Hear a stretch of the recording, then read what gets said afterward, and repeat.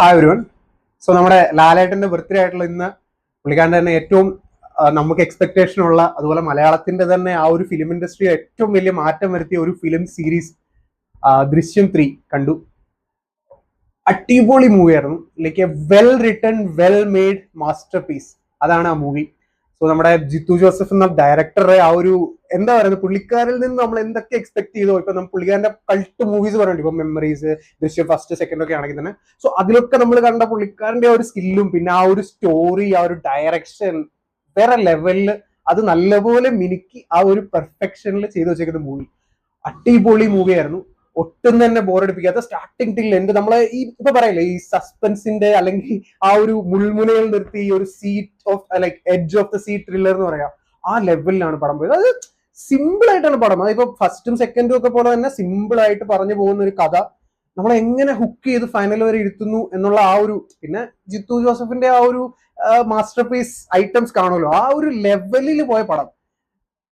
ഞാൻ ഒട്ടും എക്സ്പെക്ടേഷൻ ഇല്ലാതെ പോയി കണ്ടതാണ്. ഇന്നലെ ദൃശ്യം 2 ഇരുന്ന് കണ്ടിട്ട് ജസ്റ്റ് കുറച്ച് കാര്യങ്ങൾ മറന്നു കാണുമല്ലോ എന്ന് ഓർത്ത് ദൃശ്യം 2 ഇരുന്ന് കണ്ടിട്ട് ഇന്ന് പോയി ദൃശ്യം 3 കണ്ടു.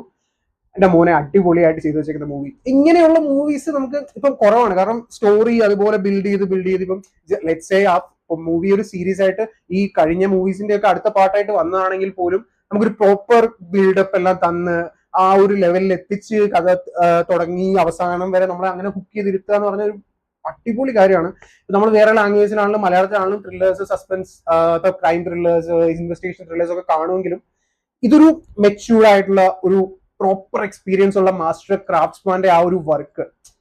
ഇത് ഇങ്ങനെയൊക്കെയുള്ള വർക്കാണ് ബാക്കിയുള്ള ഡയറക്ടേഴ്സിന് അല്ല റൈറ്റേഴ്സിന് ഒരു പാഠപുസ്തകമായിട്ട് നമുക്ക് പറയാൻ പറ്റുന്നത്. ആ ലെവലിൽ ചെയ്തു വെച്ചിരിക്കുന്ന ഒരു മൂവി അടിപൊളിയായിരുന്നു. അതുപോലെ തന്നെ ലാലേട്ടന്റെ അഭിനയം, എന്റെ മോനെ ആ ഒരു എന്താ പറയാ, ഇപ്പൊ സിമ്പിൾ ആയിട്ട് പറയുകയാണെങ്കിൽ ഒരു നിസ്സഹായ അവസ്ഥ, അല്ലെങ്കിൽ ആ ഒരു മുഖത്തുള്ള ഒരു പേടി, ഭയം, ആ ഒരു എന്താ നമുക്ക് പറയാ, പുള്ളിക്കാരനെ കൊണ്ട് പുള്ളി എന്താ പറയാ, നമ്മൾക്കൊന്നും ചെയ്യാൻ പറ്റില്ലല്ലോ, അല്ലെങ്കിൽ നമ്മൾക്ക് ഇങ്ങനെ ഒരു പെട്ട് നിൽക്കുന്ന അവസ്ഥയാണല്ലോ, അതൊക്കെ ആ ഒരു ഫേസിൽ വരുന്ന ആ ഒരു എക്സ്പ്രഷൻസും പിന്നെ പുള്ളിയുടെ ആ ഒരു വേഷപ്പകർച്ച, ലെറ്റ്സ് സേ ആ ഒരു എന്താ പറയാ, ഇറ്റ്സ് ആ സ്ക്രീനിൽ കാണുമ്പോൾ നമുക്കൊരു എന്താ പറയാ, ഇത് പുള്ളിക്കാരൻ തന്നെയാണോ, അല്ലെങ്കിൽ എന്താ ഇങ്ങനെയാണ് ഇത് ചെയ്യുന്നത്, നമ്മൾ അത്ഭുതപ്പെട്ടു പോകുന്ന ഒരു ആ ഒരു ലെവൽ ഓഫ് ആക്ടിങ് അത് ഈ പുള്ളിക്കാരൻ ചെയ്തു വെച്ചിരിക്കുന്നത്.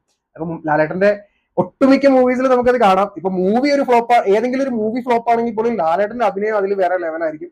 ആ ലെവലിലാണ് ഈ പടത്തിലെ ആക്ടിങ്. നമുക്കറിയാം ക്യാരക്ടേഴ്സിനെ എല്ലാം നമുക്കറിയാം, സ്റ്റോറി നമുക്കറിയാം, ഇത് എന്താണ് ഏതാണെന്ന് നമുക്കറിയാം. എങ്കിലും വളരെ സസ്പെൻസിൽ നമ്മളെ അതുപോലെ എഡ്ജ് ഓഫ് ദ സീറ്റ് ആയിട്ട് ഇരുത്തി അത് നല്ലൊരു ഇന്റർവെൽ, നല്ലൊരു അത്യാവശ്യം നല്ലൊരു ഇന്റർവെൽ പഞ്ചൊക്കെ തന്ന ക്ലൈമാക്സ് അതുപോലെ ഒരു കിടുവാക്കി എടുത്ത നല്ല രീതിയിൽ നീതി പുലർത്തിയ ആ ഒരു സ്റ്റോറി, ഫസ്റ്റിന്റെ സെക്കൻഡിന്റെ സ്റ്റോറിയോട് നല്ല രീതിയിൽ നീതി പുലർത്തിയ ഒരു തേർഡ് പാർട്ട് അതായിരുന്നു ഈ മൂവി. മലയാളത്തിൽ നോർമലി തേർഡ് പാർട്സ് അല്ലെങ്കിൽ ലെറ്റ്സ് സേ സെക്കൻഡ് പാർട്ട് പോലും ചില പടങ്ങളുടെ എടുത്താൽ അതുപോലെ ഹിറ്റ് ആകണമെന്നില്ല. എന്നാലും ഇത് ലെറ്റ്സ് സേ 1ഉം 2ഉം 3ഉം വേറെ ലെവലായിട്ട് തന്നെ ചെയ്തു വെച്ചിട്ടുണ്ട്. ജിത്തു ജോസഫിന് ഹാറ്റ്സ് ഓഫ് ടു ദാറ്റ്. അടിപൊളി മൂവിയാണ്, എല്ലാവരും തിയേറ്ററിൽ നിന്ന് തന്നെ കാണണം.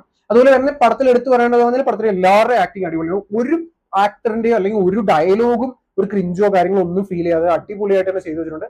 എനിക്കിതിപ്പം നമ്മൾ വേറെ ഇപ്പൊ ജിത്തു ജോസഫിന്റെ ഈ അടുത്ത വന്ന മൂവീസിലൊക്കെ എന്തെങ്കിലും ഒരു പാളിച്ചകൾ, ഇപ്പൊ ഒരു ഡയലോഗ് ആട്ടെ, ഒരു ക്യാരക്ടറിന്റെ ആക്ടിങ് ആട്ടെ, അല്ലെങ്കിൽ ആ ഒരു കാസ്റ്റിംഗ് ആട്ടെ, എന്തെങ്കിലും ഒരു പ്രശ്നങ്ങൾ ഫീൽ ചെയ്തിട്ടുണ്ട്. പക്ഷെ ഈ മൂവിയിൽ അങ്ങനെയുള്ള ഒരു പ്രശ്നം ഫീൽ ചെയ്തില്ല. എല്ലാവരും അടിപൊളിയായിട്ട് തന്നെ ആക്ട് ചെയ്തിട്ടുണ്ട്, എല്ലാം നല്ല രീതിയിൽ ചെയ്തു വെച്ചിട്ടുണ്ട്. പിന്നെ മൂവി ത്രൂ ഔട്ട് ഒരു ലെറ്റ്സ് സേ ഒരു പച്ചപ്പ് ഹരിതാപയിലൊക്കെ പോകുന്നതുകൊണ്ട് നമുക്ക് കണ്ടിരിക്കാൻ നല്ലൊരു രസമാണ്. ആ ഒരു ഓരോ സീൻസും ചില ഷോർട്സ് ഒക്കെ എടുത്ത് വെച്ചാൽ നല്ല രസമാണ്. ഇപ്പം അവരൊരു റെസ്റ്റോറന്റിൽ പോയിരിക്കുന്ന ഒരു സീനൊക്കെ ഉണ്ട്, ആ സീനിൽ ആ ബാക്ക്ഗ്രൗണ്ട് ഒക്കെ നല്ല രസമാണ്. ഞാൻ എന്റെ കൂടെ ഇരുന്ന ആളോട് പറഞ്ഞു അടിപൊളി ഷോട്ടാണ്. ആ ഒരു ലെവലിലാണ് എടുത്തു വെച്ചേക്കുന്നത്. നല്ല ക്രാഫ്റ്റ്സ്മാൻഷിപ്പിൽ എല്ലാവരും തന്നെ നല്ല 100% കൊടുത്ത് എടുത്തു വെച്ചേക്കുന്ന ഒരു മൂവിയാണ്.